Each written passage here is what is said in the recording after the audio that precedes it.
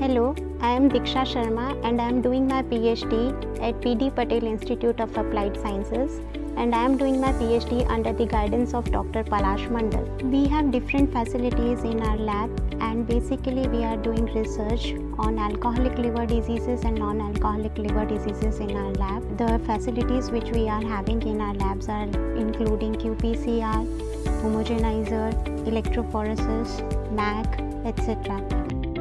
Hello everyone, my name is Manali Chandani. I am working as a PhD research scholar with Dr. Aditi Booch at PDPIS. Ours is a DST funded research laboratory where we use various biochemical as well as molecular techniques to understand mechanisms underlying plant-based host microbe interactions and genetic engineering.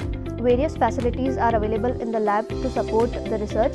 These facilities include UV visible spectrophotometer, PCR thermocycler machine, as well as sonicator, to name a few.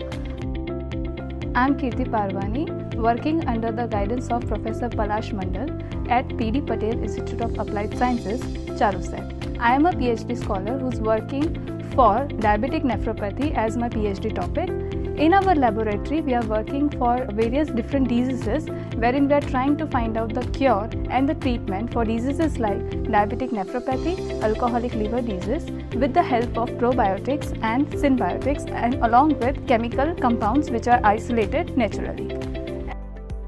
Myself Samini Om Prakash Charan, working as a research scholar at Department of Biological Sciences in PD Patel Institute of Applied Sciences.